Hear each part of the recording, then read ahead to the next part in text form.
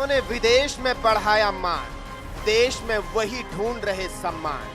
खिलाड़ियों पर व्यवस्था पड़ी भारी, नायकों को बना दिया भिखारी। नमस्कार, बिग बुलेटिन में आपका स्वागत है। आपके साथ मैं धर्मराज सिंह। बिग बुलेटिन में आज हम बात करेंगे अपने उन नायकों की जिन्हें सरकार की नीतियों ने भिखारी बना दिया है। एशियाड में देश का डंका बजाने के बाद घर लौटे राजस्थान के खिलाड़ी आज 1 महीने बाद भी मान सम्मान के लिए तरस रहे हैं। नया राजस्थान बनाने जैसी बड़ी बड़ी बातें हाँकने वाली सरकार के पास इन नायकों के लिए फूटी कौड़ी तो दूर की बात, सम्मान देने के लिए समय तक नहीं है। हालात ये हैं कि सरकार के रवैये से निराश कुछ खिलाड़ी तो अब दूसरे प्रदेशों की तरफ से खेलने की बात तक करने लगे हैं।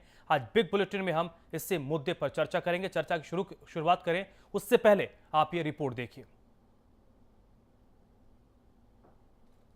पिछले 12 सालों से उम्मीद करके बैठे हैं, तो इस बार भी उम्मीद है कि गवर्नमेंट कुछ तो देगी। अगर नहीं देती है तो इससे ज़्यादा शर्म की क्या बात होगी कि हमारे प्रदेश के 6 मेडलिस्ट हैं और बिना पैसे के, बिना नौकरियों के घूम रहे हैं।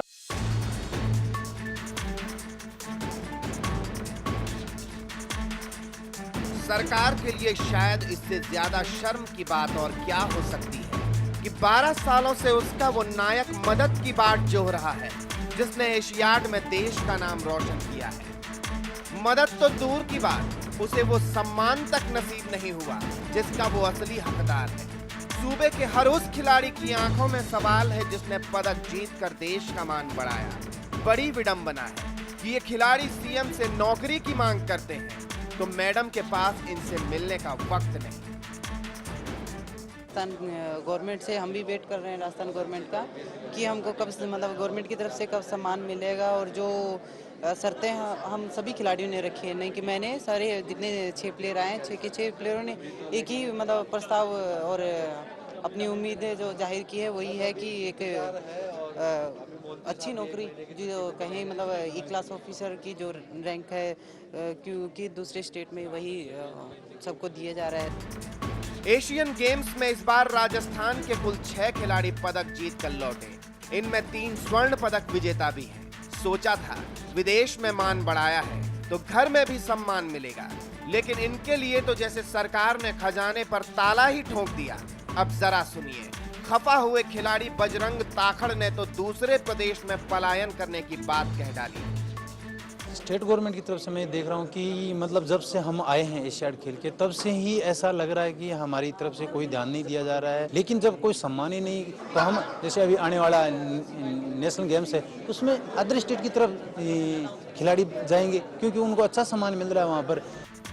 दूसरे प्रदेशों के खिलाड़ियों ने एशियाड में मेडल जीता तो इनाम के तौर पर करोड़ों रुपए की बारिश हुई, कहीं सरकारी नौकरी की पेशकश। लेकिन अब सूबे की सरकार की संवेदन क्षमता पर सवाल उठने लाजमी है कि आखिर नायकों को क्यों बना दिया भिखारी। सतवीर सिंह के साथ ब्यूरो रिपोर्ट, समाचार प्लस।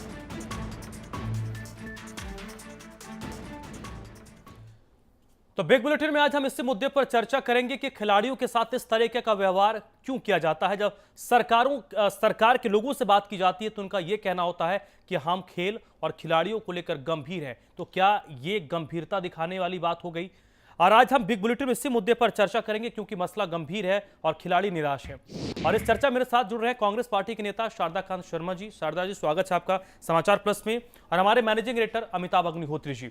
सबसे शारदा जी, आपसे जो मेरा सवाल है कि आखिरकार इससे पहले आपकी भी सरकार रही है, लेकिन राजस्थान में शायद खेल और खिलाड़ियों को लेकर कोई स्पष्ट नीति नजर नहीं आ रही है, क्योंकि अगर आपने कोई नीति बनाई होती तो शायद वो नीति आज फ्लो करती।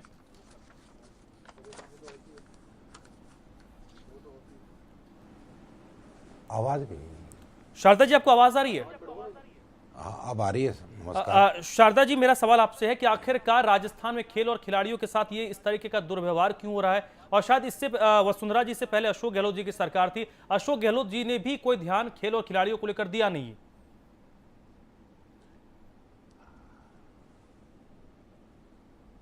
वॉइस प्रॉब्लम है। चलिए हम उसे दुरुस्त करवाएंगे। हम अमिताभ जी के पास में आऊंगा। अमिताभ जी, ये तय है कि देश के छोटे छोटे ऐसे राज्य हैं। शारदा खान जी बोलिए। हाँ जी बोलिए। मैं आपको ये निवेदन करूं, आपने कहा कि कांग्रेस ने अगर कुछ किया होता तो 1958 में राज्य क्रीड़ा परिषद का रजिस्ट्रीकरण हुआ था। तब से अब तक 122 लोगों को पुरस्कृत किया जा चुका है राजस्थान सरकार द्वारा। 10,000 रुपया खेल प्रतिभाओं को नगद देने की घोषणा की जा चुकी है, वो दी जा चुकी है 122 लोगों को। दुर्भाग्य तो यह है कि अभी 2014-15 के बजट में राज्य की मुख्यमंत्री वसुंधरा राजे जी ने बजट घोषणा संख्या 167 से लेकर के 171 में बहुत से वायदे किए थे। 1 साल पूरा हो गया, वायदे तो किए इन्होंने सदन में। मैं आपको फिर याद दिला दूं, बजट घोषणा संख्या 167 से 171 बहुत से वायदे किए थे, किया कुछ भी नहीं।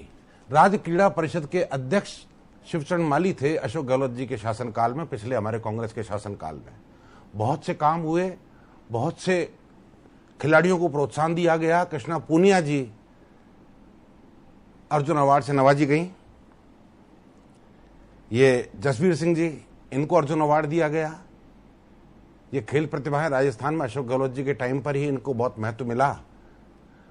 वसुंधरा राजे जी खिलाड़ियों से मिलने को भी मना कर देती है, ये चिंता का विषय है।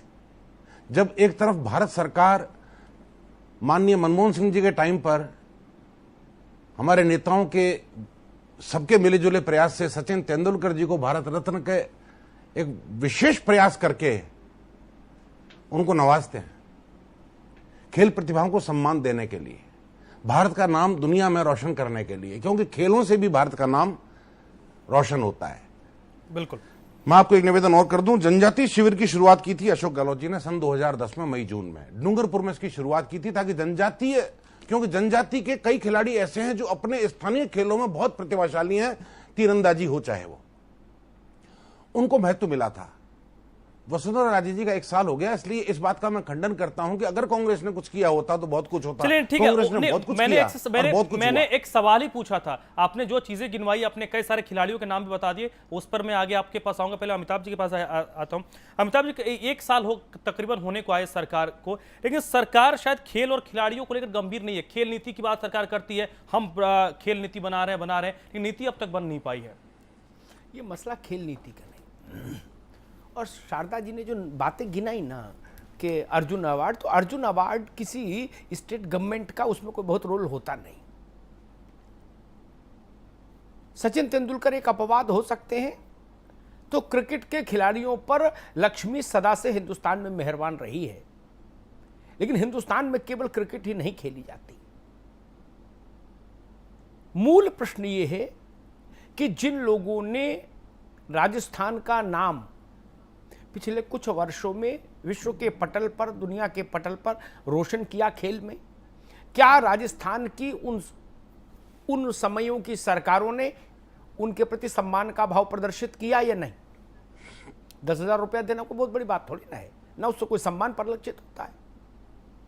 अगर आपका पड़ोसी राज्य हरियाणा वहां राजकीय अधिकारी बना रहा है, पदक जीतने वाले को प्लॉट मिल रहा है, उसका आर्थिक तौर पर जीवन सुरक्षित कर रहा है, इतनी धनराशि दे रहा है, सुदूर दक्षिण में तमिलनाडु उदाहरण रखता है, मध्य प्रदेश उदाहरण रखता है, राजस्थान क्यों नहीं रख सकता? वैसे उदाहरण क्यों नहीं रख सकता?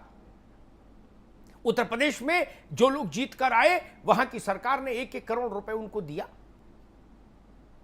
ऐसा भाव राजस्थान में रहा ही नहीं नेताओं का, इसलिए ये चिंता का सबब है। आज की सरकार ने थोड़ा सा चीजों को और खराब कर दिया, बदसूरत कर दिया, क्योंकि यहां मुख्यमंत्री ने मिलने से ही मना कर दिया। क्या ये भीख मांग रहे हैं लोग? सरकारें कैसे कैसे लग्गू भग्गुओं को, अपात्रों को नौकरियों से नवाज देती हैं, सिफारिशों से। क्या ये बात किसी से छुपी है? क्या इस बात में कोई मुख्यमंत्री अपवाद रहा है? सुखाड़िया जी से लेकर और आज तक कोई मुख्यमंत्री अपवाद नहीं रहा। सिफारिश से, रिश्वत से, दंड से, फंद से लोग नौकरी पा ही रहे हैं। लेकिन ये खिलाड़ी अगर कह रहे हैं कि शासन अपना सम्मान दिखाते हुए इनको कुछ ठीक ठाक पदों का प्रस्ताव रखे, तो शासन सुनने को तैयार नहीं। क्यों? यह संवेदना का मसला है शारदा जी। ये बजट भाषण का मसला नहीं, ये शासक के मन में ये भाव होना चाहिए कि ये वह लोग हैं जिन्होंने हमारे सूबे का नाम रोशन किया है। कितने ऐसे मंच हैं जहां राजस्थान का नाम दुनिया के पटल पर रोशन हो रहा है? कि बहुत ज्यादा रोशन होने लगा क्या?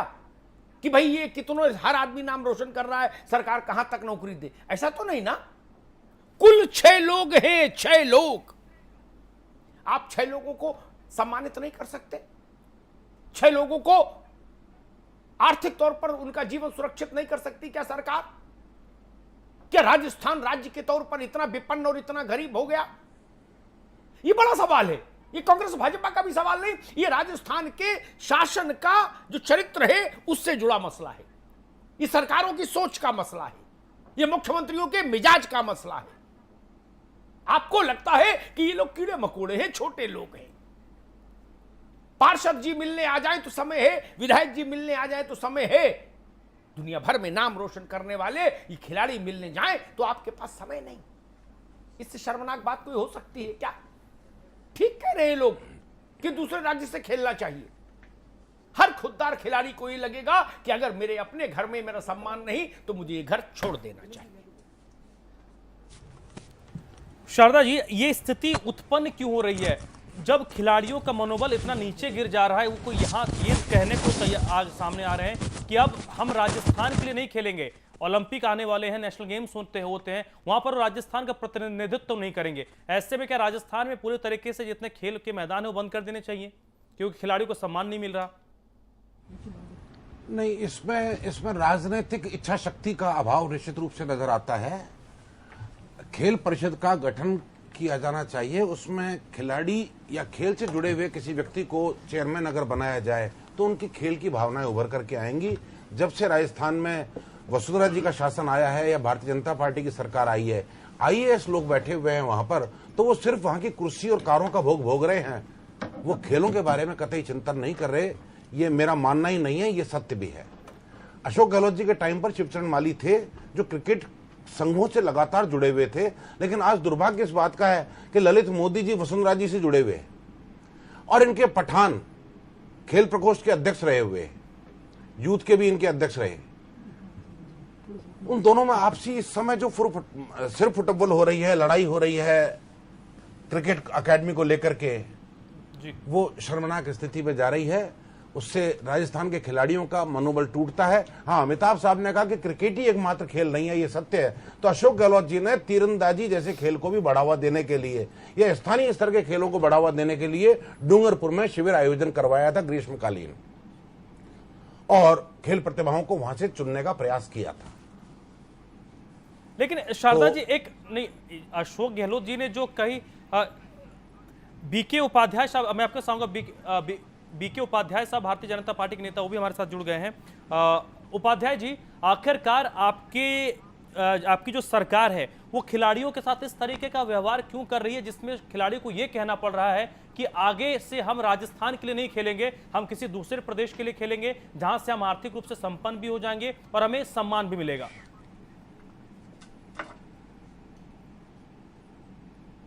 उपाध्याय जी, आवाज आ रही है?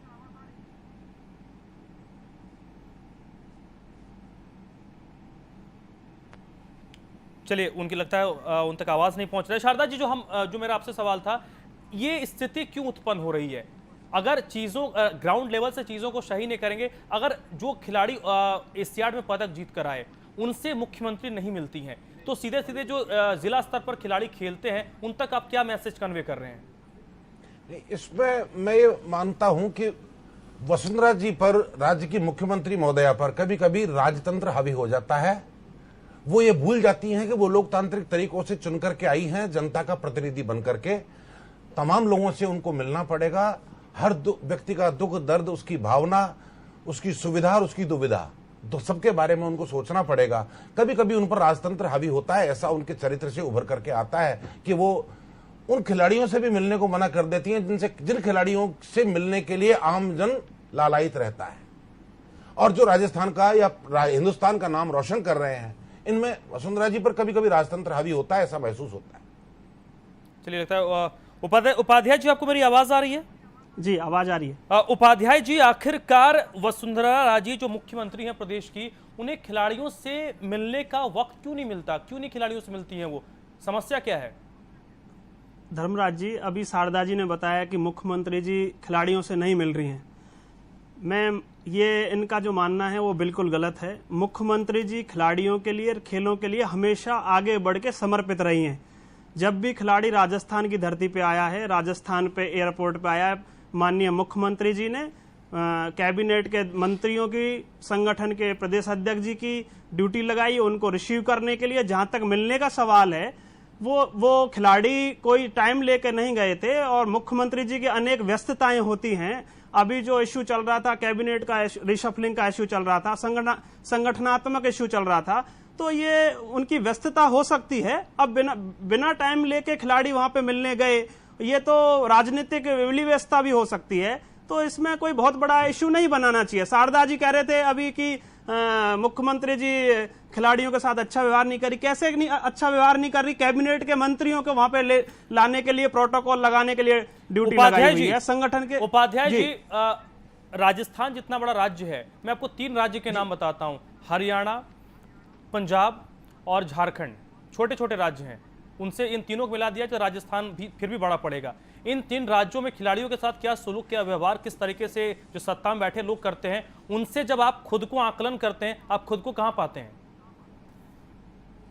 धर्मराज जी, सरकार और माननीय मुख्यमंत्री जी खिलाड़ियों के लिए, खेल की दशा के लिए हमेशा आगे बढ़ के उन्होंने काम किया है। मैं पिछली गहलोत सरकार जी के टाइम की बात करूं, ये शारदा जी कह रहे हैं कि हमारे टाइम में बहुत अच्छा डेवलपमेंट हुआ, खिलाड़ियों के साथ अच्छा बिहेव रेव पार्टियां हुई हैं स्टेडियमों में और उनके दोषियों को सजा तक नहीं दी गई। आप खेल स्टेडियम की बात करते हैं, आप एकेडमी स्ट्रक्चर की बात करते हैं, 3 साल तक आपकी नियुक्तियां नहीं हुई, आपका एडमिनिस्ट्रेटर नहीं लगाया। बीके उपाध्याय, ये विषय नहीं आज का कि कहां कौन सी पार्टी हुई। मेरे 2-3 सवाल है, उनका जवाब मुझे दीजिए।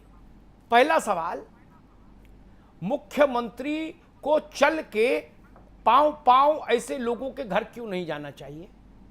जिसके पास 1000 वोट हो उसके घर जा सकते हो आप, माथा रगड़ने सब लोग। जो लोग दुनिया में राजस्थान का नाम रोशन करके आए, मुख्यमंत्री तो हमेशा व्यस्त रहेंगे। इसका क्या मतलब है? कैबिनेट रिशफल 24 घंटे के, सुन लीजिए भाई, मुझे 25 बरस हो गए कैबिनेट रिशफल देखते देखते। आपको अभी 25 बरस राजनीति देखते हुए नहीं हुए होंगे। हमको पता है मुख्यमंत्री की व्यस्तता कितनी होती है। आपके पास समय नहीं मिलने के लिए। दूसरा सवाल, मैं इस बहस में नहीं जा रहा स्टेडियम में पानी की टंकी लगी कि नहीं लगी। आज मैं सिर्फ इतना समझना चाह रहा हूं, सिर्फ 6 लोग हैं, सिर्फ 6 लोग। इन 6 लोगों का ऐसा सम्मान कि इनको लगता कि हां हमारी सरकार ने हमारा सम्मान किया, क्यों नहीं हुआ अभी तक? लाख टके का सवाल इतना है, इस पर जवाब दीजिए। अमिताभ जी, सम्मान हुआ है। माननीय मुख्यमंत्री जी ने उन खिलाड़ियों को बुलाकर उनका सम्मान किया है, उनकी व्यवस्थाओं के लिए वो तत्पर रही हैं, उनकी भावनाओं के लिए समझा, उनको प्लीवेंस का डिप्लीमेंशन किया, क्या नहीं किया? खिलाड़ी बीके उपाध्याय जी, ये सत्यनारायण कथा जैसी बात मत करिए कि माननीय मुख्यमंत्री जी बहुत गंभीर है, खिलाड़ियों के लिए सदा तत्पर है, सेवा में हमेशा तत्पर रहते हैं। ये सत्यनारायण की कथा नहीं मुझे सुननी। नहीं, उनका स्वागत किया ना, उनका स्वागत हुआ है ना, बुला के सीएमओ में स्वागत हुआ है, रेजिडेंस में स्वागत हुआ है। उपाध्याय जी, नहीं, ये अमिताभ जी ये कैसे मान सकते हैं कि मुख्यमंत्री जी ने स्वागत नहीं किया? मुख्यमंत्री जी ने खुद ने बुला के प्रत्येक खिलाड़ी को उन्होंने फोन पे बात की और उनको बुला के उनका स्वागत किया है। तो ये तो नहीं कह सकते ना कि मुख्यमंत्री जी नहीं मिल रही है। जी उपाध्याय जी, या तो मैं आपकी बात सच मानूं, ठीक, कि सारे खिलाड़ी ये सच है, बिल्कुल। हाँ, अमिताभ जी, सारे लोगों को, सारे खिलाड़ियों को, राजस्थान के सारे खिलाड़ियों को जो एशियाड में गोल्ड मेडल लेके आए हैं, सिल्वर मेडल लेके आए हैं, उनका सब मुख्यमंत्री जी ने सम्मान किया है। जी, फोटो सेशन के लिए तो कोई कितना भी नहीं, फोटो सेशन नहीं हुआ है। उपाध्याय जी, शारदा जी, नहीं, आपके दरवाजे पर एशियाड, शारदा जी, शारदा जी, आपको दुत्कार नहीं, मुख्यमंत्री जी ने कैबिनेट मिनिस्टर की ड्यूटी लगाई है। उपाध्याय जी, हम बताएंगे आपको ड्यूटी लगाई कौन है। कैबिनेट मिनिस्टर गया था, हम बताएंगे आपको। उपाध्याय जी, सुन लीजिए जी, मेरा निवेदन सिर्फ इतना है मित्र, ये 6 लोग, मैंने इन 6 लोगों की व्यथा, आप देर से आए, पहले तो समय पर आने की आदत पहले तो डालिए, तब फिर पार्टी भी आगे बढ़ेगी, सरकार भी बढ़ेगी। मैं इसके लिए माफी चाहता हूं। नहीं तो पार्टी और सरकार दोनों लड़खड़ा जाएगी अगर आप लोग समय से नहीं आना सीखेंगे। दूसरी चीज, आपने आने से पहले मैंने इन 6 लोगों की व्यथा कथा राजस्थान के आवाम के सामने रखी। क्या कह रहे हैं ये लोग? ये भाजपा के लोग नहीं, ये कांग्रेस के लोग नहीं, ये किरोड़ीलाल मीणा की पार्टी के कार्यकर्ता नहीं, ये तो खिलाड़ी हैं। इनका तो पार्टी पॉलिटिक्स से कोई लेना देना है नहीं। ये लोग क्या कह रहे हैं? इनके मन में कहीं फांस है जो ये कह रहे हैं कि ऐसा ही चलता रहा तो दूसरे राज्य से खेलना बेहतर होगा हमारे लिए। ये राजस्थान के लिए शर्म की बात नहीं क्या? वहां की सरकार के लिए शर्म की बात नहीं क्या? आप मुझे बता रहे हो कि मुख्यमंत्री जी ने बड़ी कृपा की इनके ऊपर, और इतनी कृपा कर दी कि वो कृपा का बोझ नहीं उठ रहा। तो ये लोग दुखी क्यों है? 6 लोग ये क्या एमएलए की टिकट मांगने आए थे क्या आपसे? ये कैबिनेट विस्तार में अपना मंत्री पद मांग रहे थे? क्या मांग रहे थे ये लोग? अजब बात है भाई। उपाध्याय जी, अमिताभ जी, आप, मैं जहां तक बात करूं मुख्यमंत्री जी की व्यस्तता के कारण उनको वहां पे बुलाया गया, खिलाड़ियों का सम्मान किया गया, उनको प्रोटोकॉल के लिए संगठन के पदाधिकारियों की, माननीय प्रदेश अध्यक्ष जी की ड्यूटी लगाई गई। भारतीय जनता पार्टी खेल प्रकोष्ठ की ओर से पार्टी कार्यालय में स्वागत समारोह के लिए व्यवस्था रखी गई, लेकिन खिलाड़ियों ने अपनी व्यस्तता के कारण उसको टाल दिया। तो भारतीय जनता पार्टी और सरकार दोनों खिलाड़ियों के सम्मान के लिए और खेल के विकास के लिए तो हमेशा तत्पर हैं। अब शारदा जी बार बार इसको पॉलिटिकली मूवमेंट दे रहे हैं तो वो तो संभव नहीं है ना। जी मैं पॉलिटिकल मूवमेंट नहीं दे रहा। नहीं शारदा जी, वाकई इसमें राजनीति की बात नहीं होती है, राजनीति होनी भी नहीं चाहिए, लेकिन आपकी शारदा जी एक मिनट, अगर आपकी सरकार की गंभीरता तब झलकती जब इंचियोन में कोई गोल्ड मेडल जीत रहा होता और आपकी सरकार जो हरियाणा और उत्तर प्रदेश की सरकार कर रही है 1 करोड़ 2 करोड़ की घोषणा करते। आपने आर्थिक मदद भी की है तो बहुत ऊंट के मुंह में जीरा के समान मदद की है आपने। ये क्रिकेट तो है नहीं ना कि हर महीने के 4 मैचेस खेलने होते खिलाड़ियों को। मेरा निवेदन धर्मराज जी, उपाध्याय जी को सिर्फ इतना सा है कि मुख्यमंत्री जी बहुत ज्यादा चिंतित हैं। कैबिनेट का रीशफल हो रहा था, वो कुछ एडजस्टमेंट बिठा रही थी, किसको लेना है, किसको नहीं लेना है, किसको तोड़ना है, किसको गिराना है, किसको दबाना है। तो जैसी मोहंती जो चेयरमैन है आईएएस अधिकारी, उनको भेज देती उन अधिकारी उन खिलाड़ियों से मिलने के लिए कि भाई मुख्यमंत्री जी बिजी हैं मगर मैं चेयरमैन हूं, मैं आपके सम्मान के लिए आया हूं, बोलिए क्या बात है, चाय पीजिए, अपनी समस्या बताइए, हम पूरी सरकार आपके लिए मुस्तैदी से चिंतित है। जैसी मोहंती जी को कह देती है।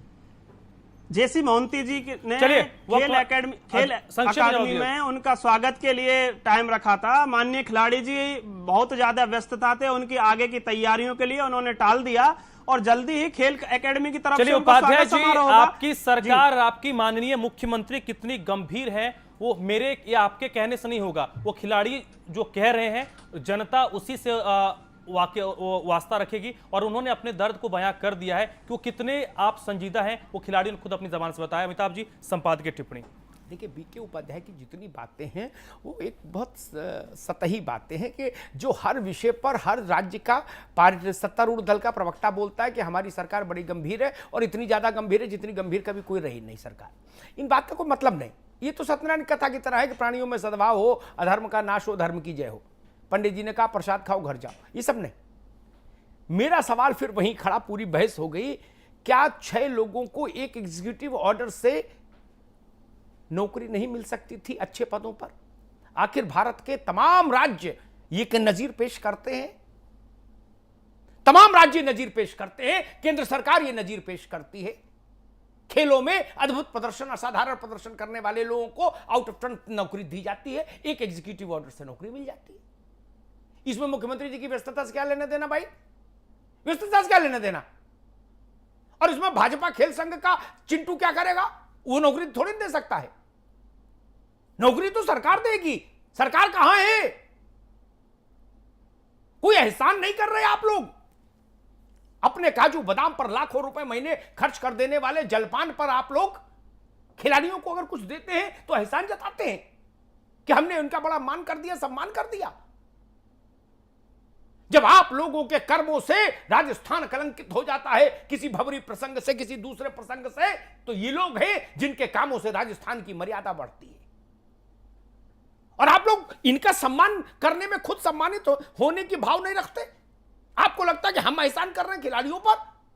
अरे सरकारें सम्मानित होती हैं जब ऐसे लोगों का सम्मान करती हैं। उपाध्याय जी, ये भाव रखिए ये राजा वाला भाव मत रखिए कि कंठ से माला उतार कर फेंक दी, जिसके गले में पड़ जाए उसका नसीब।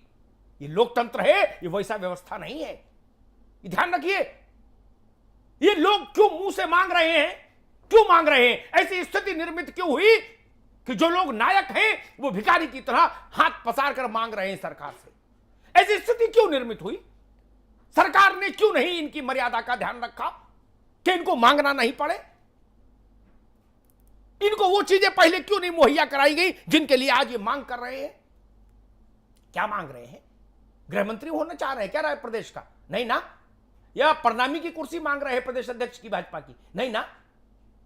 ऐसा तो कुछ नहीं मांग रहे ना।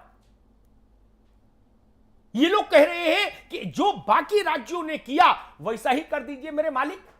आपको उतनी भी शर्म नहीं? क्या एक अदद नौकरी नहीं मिल सकती? आखिर बाकी राज्य दे रहे हैं, भारत के उसी संविधान के तहत व्यवस्था है ना, तब तो नौकरी बाकी राज्य दे रहे हैं। केंद्र सरकार नौकरी देती है ना, रेलवे में नौकरी मिलती है, इंडियन एयरलाइंस में नौकरी मिलती है, इसी के आधार पर राजस्थान की सरकार क्यों नहीं दे सकती?